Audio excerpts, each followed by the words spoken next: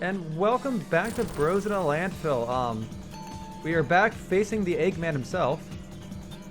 The eggest of men. So I think the trick here is, since he's moving, I've got to get him to line back up. Yeah, because he tracks you, right? Yeah. Nice. I reckon you know the trick now. You should be good. Yeah. At this point, it's more mental than like than anything else. Yeah. I also seem to be moving faster this time. I don't know if it's just me. That's just your heart rate. I'm more in the zone. Oh, damn it. Okay, you're God, I good. lost. All right, I lost all my coins. I'm good. That's not a complete disaster. You'll be okay. This is still a very winnable fight. No, it's not because I'm out of. I'm surprised you didn't hit another bubble. Oh! What? You're alive! Oh shit, you won! Oh wait, no, you didn't win. There's another phase. Okay, you gotta hit I can do this. Have you seen this boss before? Like, no, yeah, be careful of the spinning thing. I've gone into this blind. Okay. All right. So, I don't even know what the advice for this fight is.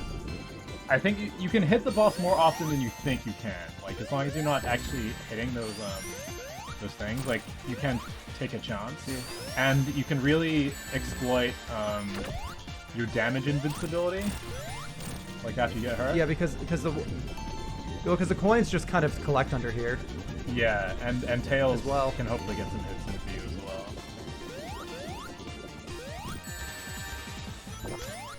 Yeah, and Tails can collect those coins from me as well. Yeah. I think this part of the fight is more just like emotionally exhausting more than anything. Oh, that's actually pretty. It's pretty doable. Actually, like, if these balls are down, I just have to roll up the side. And Yeah, absolutely. You can. Yeah, when he comes to your hair, you can use a similar. Oh, you got him. Cool. All right. Yeah, you can just land. It's so close. Yeah, no, I overcorrected to the right. Yeah, I got you.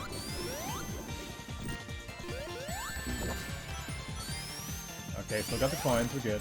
At this point, like, we're too stressed to actually comment, to just, like, talk about random shit. Hey! We got him! Oh, hey. That's how you do it in Sonic Land. That's how you do it in Sonic Land, bitches! What? You ended up in an interesting part of the platform. Bunnies! Yeah. Oh, that's... I'm glad we got that stage done. Yeah, man. The water level caused us a lot less trouble than... The water level caused a lot more less problems than I expected, but you know... Yeah, 2 tries isn't bad. Hello there. Is this like Nights and Dreams or like Ball in Wonderland or something? Oh, yeah. I mean, I wouldn't be surprised if it was Knight's influence, like... I remember, like, reading an interview with one of the devs of this game, and I think they got asked, like, what he would want to work on next, like, if it was gonna be another, like, what do you want to do another Sonic Mania kind of thing.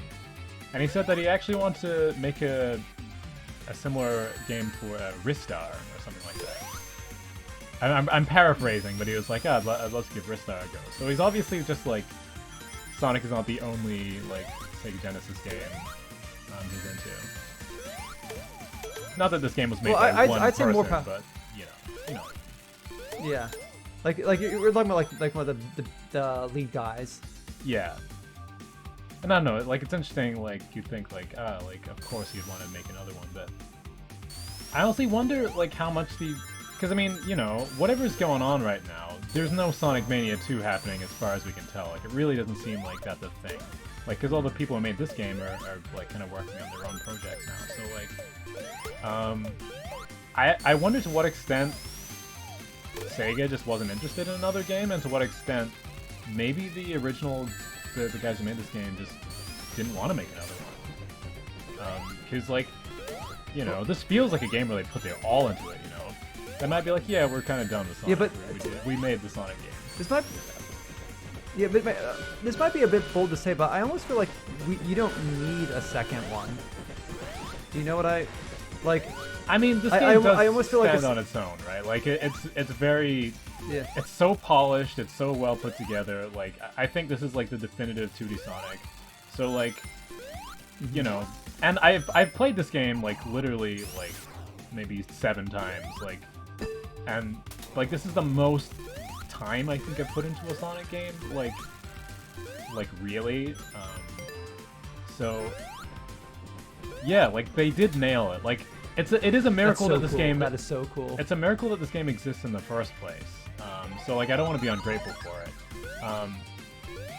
But like, you know, Yeah. as like a Sonic fan, you can't help but wonder like what are they gonna do next? And like it seems weird that they're not just making a that they're not just continuing to do something that works, because like, you know, this game is easily, I think it's the best Sonic game personally,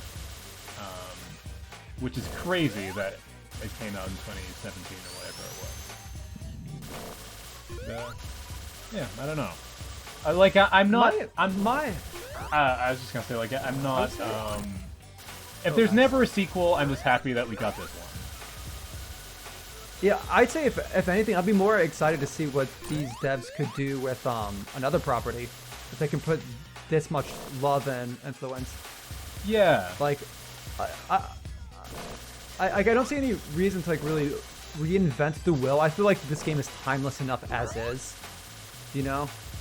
Well, I guess the one thing that actually, makes it not so timeless is that it is like it's a greatest hits, and like I don't want to like downplay the work that goes into reimagining these levels. Like it's all new layouts and everything, but like I don't know. I think it's to do with the kind of hunger people have for a Sonic game with new ideas and new locales and everything. Yeah. Because like I'd say the frustrating thing is it almost feels like that's more Sega's job than fans' jobs. Though. It should be. No, like this game shouldn't even be necessary, right? Like it's like I would see Sega step up their plate, you know? Well, I will say that from what little we know of the new Sonic game that's coming out next year, that like it does look like there's some fucking new ideas, man. Like it sounds like it's an open world game. Yeah. Which is fascinating and ambitious, and you know, it sounds like it isn't Green Hill, Chemical Plant, and classic Sonic. You know, it's like some actual new ideas. Well, also not just that, but they're bringing back probably like the best Sonic game from the Wii era. Yeah, like they're doing the Sonic Colors remaster, like, which is really cool. Yeah, I was kind of bummed that we weren't getting like a Generation sequel or remaster for the anniversary, but I'm happy with the remaster of Colors. Like that game definitely needed like some love. Yeah, well, I don't like how much like when it comes to gaming history in general, so much of it is like, well, if you didn't buy the system this one time, like you're kind of fucked. Like, like you just missed the boat. Like I'm sure there are so many kids right now that would love Sonic Colors, but like they weren't fucking alive when Colors came out, and they're not gonna get a Wii, you know. So I think it's really cool to bring it back. Yeah, but I'd say granted, like Sonic Colors came out before Generation, so I'm happy waiting for like a Generations 2 or like upgrade for like the next anniversary or whatever. Like. Yeah, like a proper I'm fine waiting my turn for that. At the very least, like, Generations holds up, and you can still play it on PC and like, you know, backwards compatibility on your system. So it's not like it was locked away like Colors was. You can't stick your Wii disc into your Switch, right? So, and it just wasn't out for anything else. And this way, like, it's not locked to Nintendo either. I don't know. Game exclusivity is kind of a bummer. I definitely agree. Yeah. I really feel like Sonic Colors being locked on the Wii probably really hurt it. I think it did it right. Like, but of course, if it was ever else, it would have gotten more attention. Like, yeah, well, because like I'm just thinking about like for example, like when you hear people talk about like the other Sonic games, like even like Sonic Unleashed, no one talks about the Wii version of Sonic Unleashed. Oh yeah. Like it's always just like it seems like a lot of this Sonic Well, a lot of people that grew up with Sonic aren't necessarily people with Wii, so the people who are going to be have the nostalgia to play these games are going to be like your more, maybe a bit older audience. I guess so. I mean, it's a bit I guess that's a bit anecdotal. Like, I've definitely met people who have played Sonic because they played Unleashed and they played the Wii version. But like, in any case, it's just nice to not split up the fan base. Like, I think, unless they're gonna be really pushing visuals or something, there's not really any reason for Sonic games to be console exclusive. Well, and that's more like what I was trying to like refer to. It's like there's a lot of people. I mean, Wii was like immensely successful. Yeah. But there's by the nature of the classic Sonic audience, I feel like they naturally missed out on a lot of people, and a lot of people felt left out. And I feel like that's also why Colors, in a lot of ways, doesn't feel as remembered as something as Unleashed, even though Unleashed was by far a worse game. Yeah, I don't know. It's just tricky because there's so many. But then again, at least has a means of werehogs. The Sonic fan base is just so splintered. Like I can agree with some of the things you're saying, but I've also heard it so many other ways, just because like, as a franchise, it has such a lack of like consistent like identity, which is something we talked about in the earlier Sonic Mania episode. But like, it's true.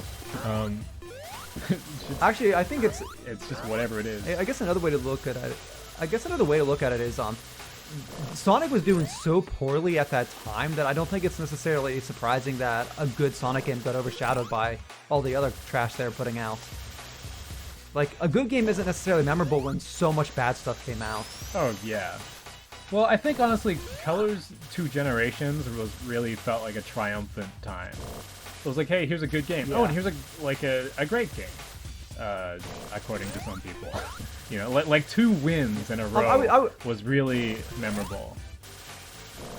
Yeah, I would definitely say Colors. I would put Colors above Generations, just because I feel like Generations by nature relies far too heavy on nostalgia, where the benefit of something like Colors, like in my mind, is that it's something wholly unique.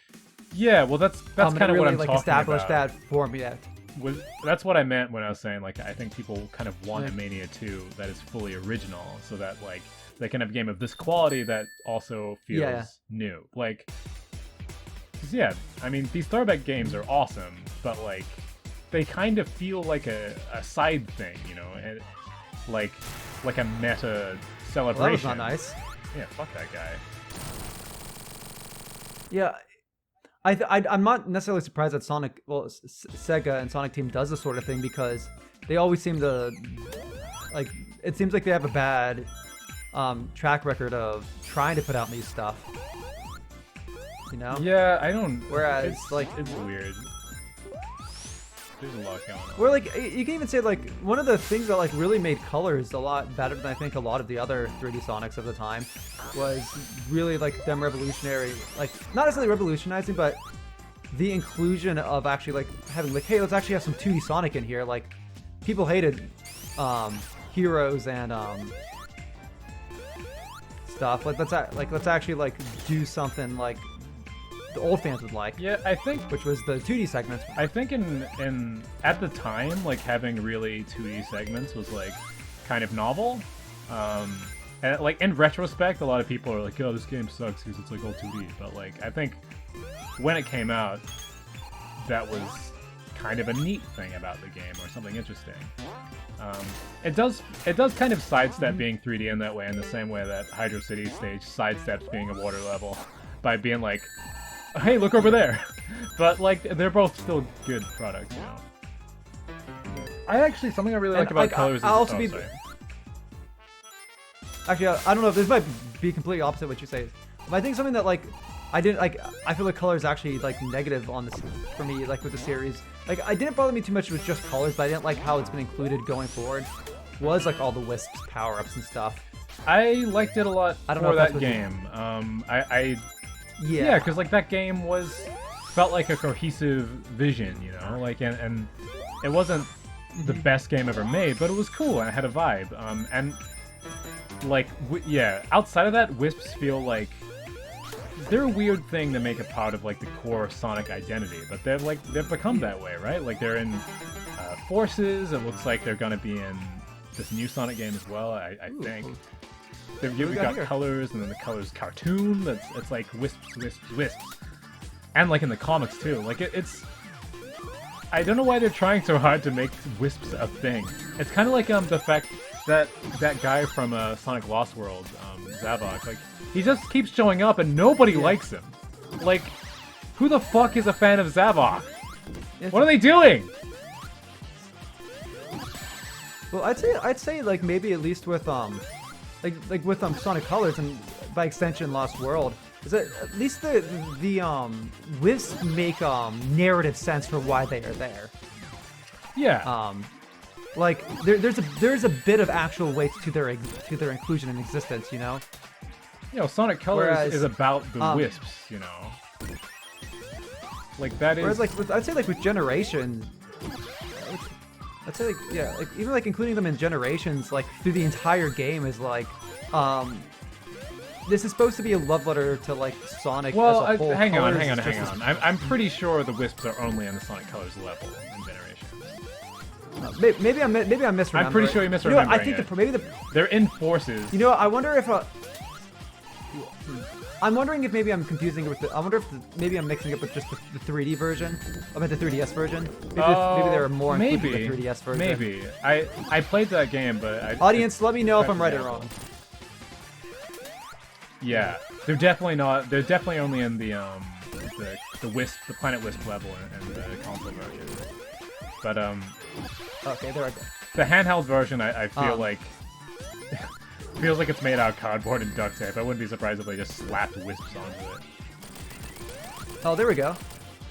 The best, I will say, the number one best part of the 3D version of the 3DS version, the handheld version, is easy access to the entire soundtrack, like and all the awesome Sonic music.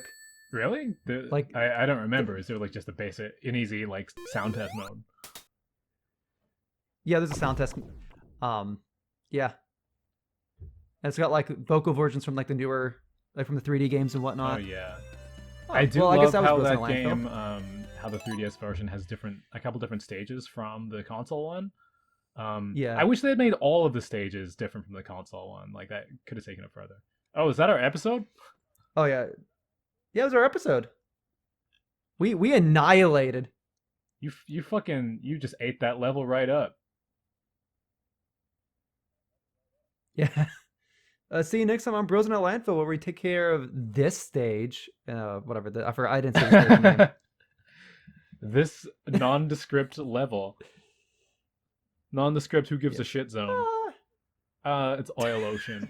It's Oil Ocean. Spoilers. Oh god. Oh gosh, it's BP all over again. BP oil spill zone.